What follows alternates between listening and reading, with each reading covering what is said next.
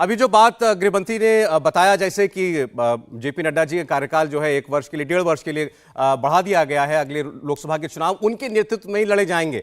उसके आगे जो उन्होंने बात की, हर्षवर्धन जी आपसे शुरुआत करना चाहता हूं कि नरेंद्र मोदी जैसा नेतृत्व और चेहरा आपके पास हो, उसके बावजूद वोटों को उस लीडरशिप को, उस लोकप्रियता को वोटों में कन्वर्ट करने के लिए आपको एक तंत्र चाहिए और उसको लीड करेंगे जेपी नड्डा। यानी नरेंद्र मोदी का इस्तेमाल आप चुनाव में कैसे करते हैं, यह पार्टी का काम है और उसको कैसे और बेहतर तरीके से किया जाए, अब यह पार्टी के सामने लक्ष्य है। देखिए सौरभ जी, सबसे पहले तो ये कि ये बहुत ही एकदम जिसको कहें कि सबसे आसान अनुमान था कि जगत प्रकाश नड्डा जी अध्यक्ष बनेंगे, उनको विस्तार मिलेगा।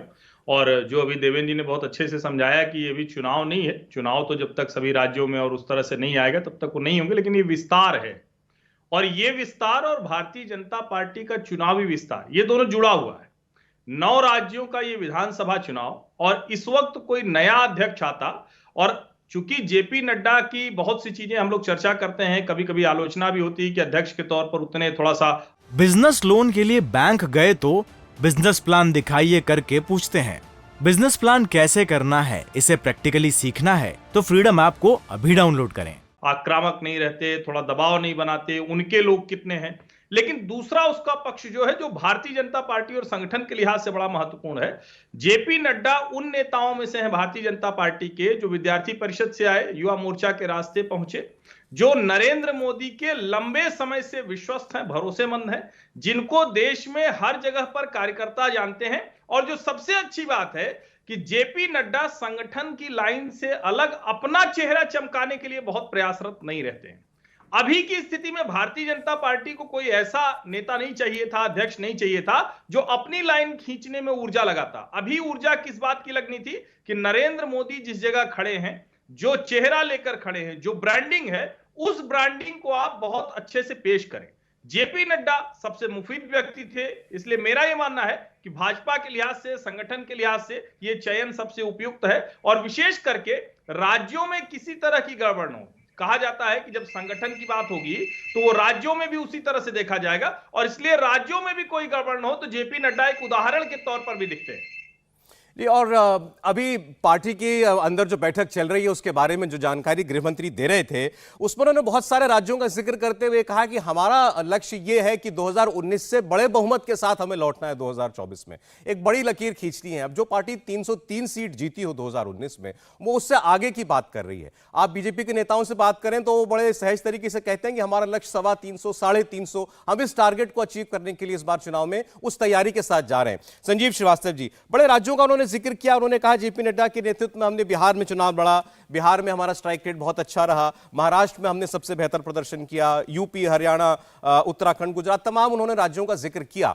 लेकिन इन सब राज्यों को अगर आप लोकसभा में परिवर्तित करते हैं तो क्या भारतीय जनता पार्टी जो टारगेट अपने लिए चुन रही है, वो 325, 350, वो आपको प्रैक्टिकल नजर आता है? वो आपको लगता है कि इस पार्टी के लिए वाकई वो अचीवेबल है?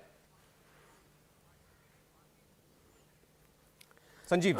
सौरभ, मुझे तो प्रैक्टिकल और व्यवहारिक नजर नहीं आता। प्रैक्टिकल और व्यवहारिक नजर नहीं आता, लेकिन विगत के चुनावों में भी और खासकर लोकसभा चुनावों में बीजेपी जो लक्ष्य बनाती है, जब वो 2014 में जबरदस्त सीट्स के साथ आई तो वो इतना बड़ा बहुमत लग रहा था, क्योंकि एक 3 दशक के बाद पूर्ण बहुमत के साथ अपने बल पर किसी पार्टी ने सरकार बनाई थी। तो 300 पार कर जाएगी 2019 में, ये भी काफी एक अप्रत्याशित सी बात थी। लेकिन 300 के आगे 325, 350 तक पहुंचना, वो थोड़ा मुझे ऐसा लगता है कि भाई लक्ष्य बड़ा रखेंगे जभी तो कम से कम पिछली बार के टारगेट को तक पहुंचने का एक सार्थक प्रयास होगा। क्योंकि 325, 350 कैसे होंगे? देखिए, वही तो 540 सीटें हैं। अब राजस्थान, मध्य प्रदेश, गुजरात, छत्तीसगढ़ भी, यहां पे सब एक तरह से अपनी इनसे ज्यादा सीटें ला ही नहीं सकते आप। बिहार में भी इससे ज्यादा सीट्स क्या लाएंगे? 2 सीट ही कम थी या 3 सीट कम थी 40 में से।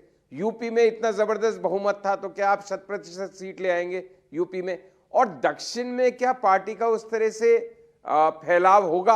अगर आपको 325, 350 तक पहुंचना है तो नए राज्यों में आपको सीटें निकालनी होंगी, क्या उसकी संभावना अभी दिख रही है आज की स्थिति में? तमिलनाडु में या केरल में, कर्नाटक में कम से कम विधानसभा चुनावों की दृष्टि से तो बीजेपी अभी कमजोर विकेट पे नजर आ रही है। आगे आगे के महीनों में क्या होता है मालूम नहीं। बिजनेस लोन के लिए बैंक गए तो बिजनेस प्लान दिखाइए करके पूछते हैं। बिजनेस प्लान कैसे करना है, इसे प्रैक्टिकली सीखना है तो फ्रीडम ऐप को अभी डाउनलोड करें। तो प्रॉब्लम बीजेपी की ये है कि वो लक्ष्य कुछ भी बनाए जी, लेकिन अपनी पिछले उसके रिकॉर्ड क्योंकि इतने जबरदस्त और दमदार हैं कि पिछली बार का नारा था अब की बार 300 पार हो गए। अब 300 पार के बाद नई जमीन कहां नई पौध होगी, क्योंकि जहां पे आप 100% थे वहां पे वापस 100% रिपीट करना होगा। राजस्थान में से 25 पे 25, मध्य प्रदेश में छिंदवाड़ा को छोड़ के सारी सीटें 28, गुजरात में सारी सीट्स, छत्तीसगढ़ में एक सीट शहधारे थे, बाकी सारी सीट्स उनकी। पंजाब में पिछली बार कांग्रेस जीती थी, तो क्या पंजाब में इस बार बीजेपी आएगी? अभी मुश्किल लगता है। पंजाब में पिछली बार कांग्रेस की ज्यादा सीट्स थी। नहीं, ये बात संजीव जी आपकी आप सहज तरीके से देखें तो बिल्कुल ठीक लगती है कि पार्टी को जिन राज्यों में वो पहले ही 90, 95, 100% के स्ट्राइक रेट के साथ चुनाव जीतती आई है, उसके अलावा अपना दायरा बढ़ाना है तो नई जमीन पर ही बढ़ाया जा सकता है। 2 राज्यों का जिक्र अभी गृह मंत्री ने किया, खासतौर पर दक्षिण के राज्य। आपने भी कहा क्या दक्षिण में पार्टी वो नई जमीन तलाश पाएगी? तेलंगाना और तमिलनाडु, इनका जिक्र किया अभी अमित शाह ने। इंडिया टीवी हर वक्त हर जगह डाउनलोड करने के लिए सर्च करें India TV news Google play store या ऐप स्टोर पर।